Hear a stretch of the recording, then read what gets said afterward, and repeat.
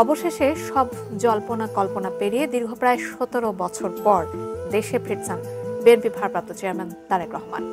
এ অবস্থায় মাকে দেখতে কবে দেশে ফিরবেন ছেলে তারেক রহমান, এমন প্রশ্ন এখন সবার মনে। এর মধ্যেই ছড়িয়েছে তার ফেরার গুঞ্জন।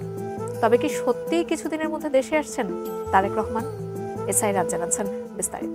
বাইরে আমার কোনো ঠিকানা নেই, এটাই হলো আমার ঠিকানা।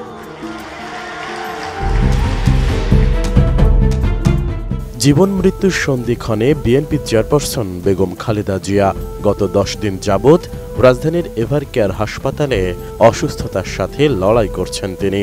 কিন্তু সংকটময় এমন মুহূর্তে নিজের পাশে পাচ্ছেন না বড় ছেলে তারেক রহমানকে।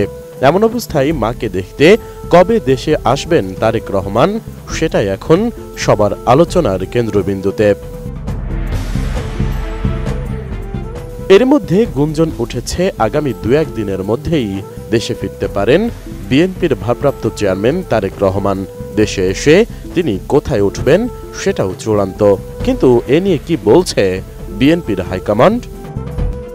তারেক রহমানের দেশে ফেরার বিষয়ে 1 ডিসেম্বর রাতে গুলশানে বিএনপি চেয়ারপারসনের কার্যালয়ে অনুষ্ঠিত দলটির সর্বোচ্চ নীতি নির্ধারণী ফোরাম জাতীয় স্থায়ী কমিটির বৈঠক শেষে স্থায়ী কমিটির সদস্য সালাউদ্দিন আহমেদ সাংবাদিকদের জানান, খুব শিগগিরই দেশে ফিরবেন তারেক রহমান। তবে ঠিক কবে দেশে ফিরবেন তিনি তা স্পষ্ট করেননি সালাউদ্দিন। তিনি শিগগির চলে আসবেন ইনশাআল্লাহ। তারেক রহমানের দেশে ফেরা নিয়ে বিএনপির মহাসচিব মির্জা ফখরুল ইসলাম আলমগীরও বলেছেন, ভারপ্রাপ্ত চেয়ারম্যানের দেশে ফেরাই কোনো বাধা দেখছেন না তিনি। শুধু তাই নয়, আইন উপদেষ্টা অধ্যাপক আসিফ নজরুলও বলেছেন, তারেক রহমানের দেশে ফেরার ব্যাপারে কোনো আইনি বাধা আছে বলে তার জানা নেই। তিনি উপযুক্ত সময়ে দেশে ফিরে আসবেন। তিনি দেশে ফিরলে তার নিরাপত্তা নিশ্চিতে সর্বোচ্চ সহযোগিতা করা হবে বলেও আশ্বাস দেন এ উপদেষ্টা।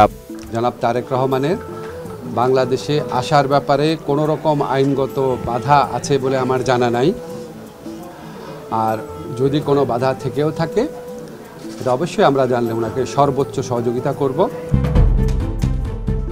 যদিও তারেক রহমান কয়েকদিন আগে এক স্ট্যাটাসের মাধ্যমে নিজেই জানিয়েছেন দেশে ফেরার বিষয়টি তার একার সিদ্ধান্তের বিষয় নয়। এর মধ্যেই সামাজিক যোগাযোগ মাধ্যমে তার দেশে ফেরার গুঞ্জন ছড়িয়ে পড়েছে।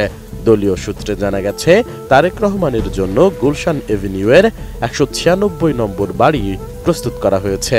চলতি মাসেই যে কোনো দিন দেশে ফিরতে পারেন তিনি। শুধুমাত্র কৌশলগত কারণে ভারপ্রাপ্ত চেয়ারম্যানের ফেরার সুনির্দিষ্ট তারিখ বা দিনক্ষণ দলের পক্ষ থেকে প্রকাশ করা হচ্ছে না।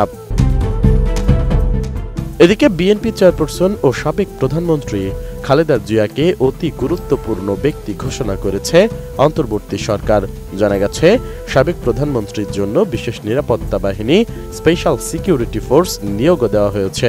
এর মধ্যে কাজও শুরু করেছে এসএসএফ। ইতোমধ্যে এভারকেয়ার হাসপাতালের নিরাপত্তা ব্যবস্থাও জোরদার করা হয়েছে। হাসপাতালের মূল ফটকের 2 পাশে ব্যারিকেড বসানো হয়েছে এবং সংশ্লিষ্ট ব্যক্তি ছাড়া কাউকে সেখানে ভিড় করতে দিচ্ছে না পুলিশ সদস্যরা।